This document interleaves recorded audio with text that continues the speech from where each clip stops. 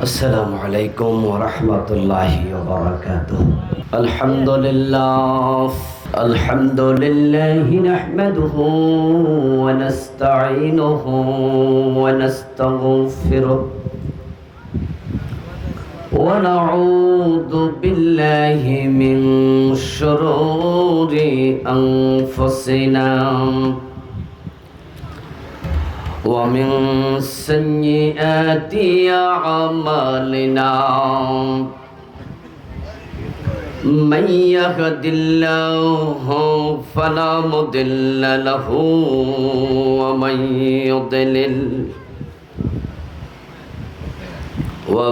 يضلل فلن تجد له وليا مرشدا وأشهد أن لا إله إلا الله وأن محمدا عبده ورسوله. أما بعد فقد قال الله تعالى في كلامه المجيد: أعوذ بالله من الشيطان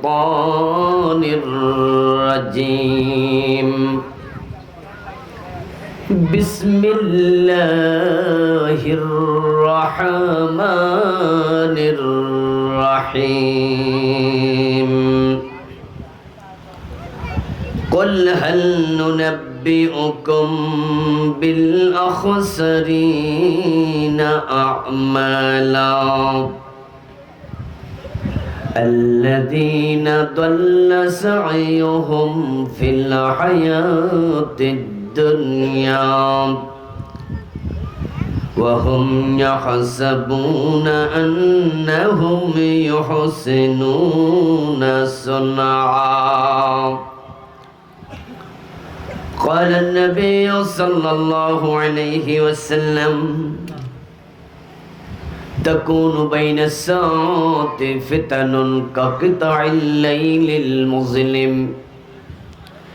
يصبح فيها الرجل مؤمنا فيمسي كافرا ويمسي مؤمنا فيصبح كافرا ويبيع أقوام دينهم بعرض من الدنيا أو كما قال النبي عليه الصلاة والسلام. সকলে দুরূদ শরীফ পড়ুন। আল্লাহুম্মা সাল্লি আলা মুহাম্মাদিন ওয়া আলা আলি মুহাম্মাদ কামা সাল্লাইতা আলা ইব্রাহিম ওয়া আলা আলি ইব্রাহিম ইন্নাকা হামিদুম মাজিদ। আল্লাহুম্মা বারিক আলা মুহাম্মাদিন ওয়া আলা আলি মুহাম্মাদ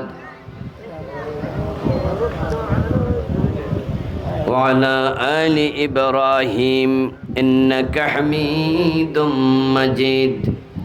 اللهم صل وسلم وبارك عليه. আল ইত্তেহাদ ফাউন্ডেশন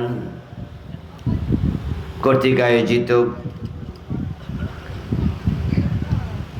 আলহাজ নাজিমউদ্দিন ওয়াকফ এস্টেট কমপ্লেক্স অধীনের আজকের এই ঈদগাহ ময়দানের চমৎকার তাফসীরুল কোরআন মাহফিল চতুর্থ বার্ষিক। এর আগেও 3 বার এখানে আলোচনা হয়েছে, বোঝা গেল।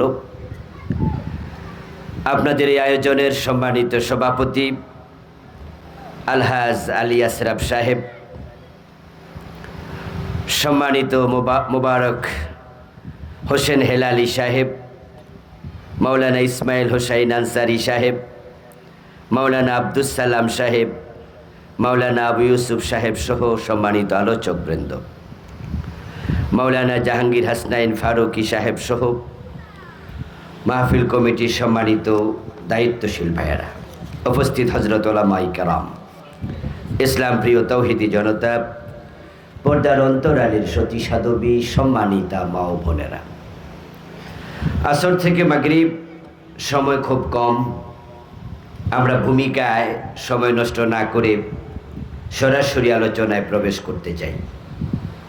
শুরুতে আল্লাহ তাআলাকে কৃতজ্ঞতা জানাই, শুকরিয়া জানাই, যিনি আমাদেরকে দিনের বেলার এই মাহফিলে হাজির হওয়ার তৌফিক দিলেন, মেহরবানি করে আমাদেরকে সুস্থ রাখলেন। আমরা শুরুতে তাকেই শুকরিয়া জানাইয়া, কৃতজ্ঞতা জানাইয়া শুরু করব। সবাই মিলে জোরে জোরে একবার কালিমাতু শুকর ফরি আলহামদুলিল্লাহ।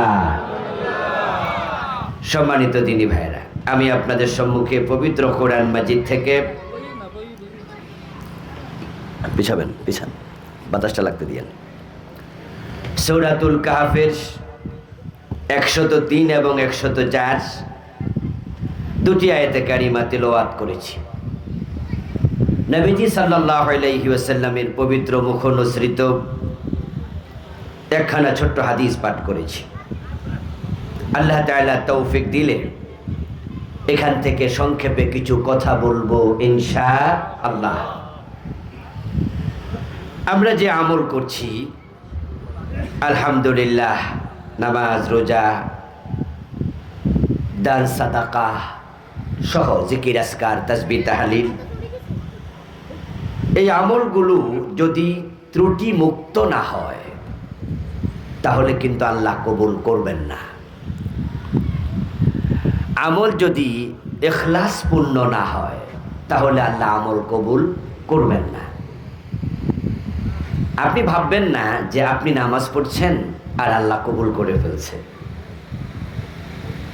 কোরআন মাজিদে কিন্তু কিছু কিছু জায়গায় খুব শক্ত অশনি সংকেত দেয়া হয়েছে, যেমন ফাওয়াইলুল লিল মুসাল্লিন।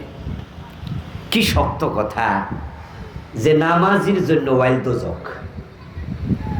অথচ আমরা তো নামাজ জান্নাতের চাবি, এই ওয়াজ শুনতে শুনতে এত আশাবাদী, 5 ওয়াক্ত নামাজ পড়ে কিছু সুদেও টাকা লাগায়, আছে না কিছু? তো মনে করে নামাজ যেহেতু পড়ি, জান্নাতের চাবি তো পাইছি। নামাজ পড়ার পরে ওজনে কম দেয়, মালে ভেজাল দেয়। নামাজি মানুষ বইনের হক দেয় না, জোর কইরা খায়, এমন নামাজি জালেম ভাই আছে না?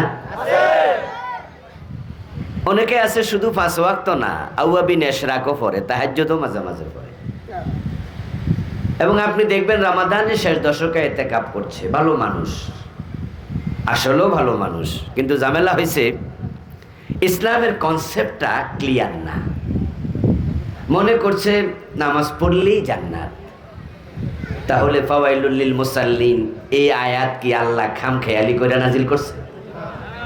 এটার কোনো দাম নাই। তা আপনাকে এটা মাথায় রাখতে হবে। আজকে যে আয়াতে কারিমা আমি তেলাওয়াত করলাম, দুটি আয়াত, এই দুই আয়াতে আল্লাহ তাআলা এমন কিছু মানুষের মেসেজ দিচ্ছেন যারা আমল করার পরেও জাহান্নামী হবে, যাদের আমলগুলো আল্লাহ কবুলই করেন না, বরং তারা আল্লাহর সামনে হাজির হওয়ার পরে দেখবে আমল নামাতে কোনো নেকি নাই,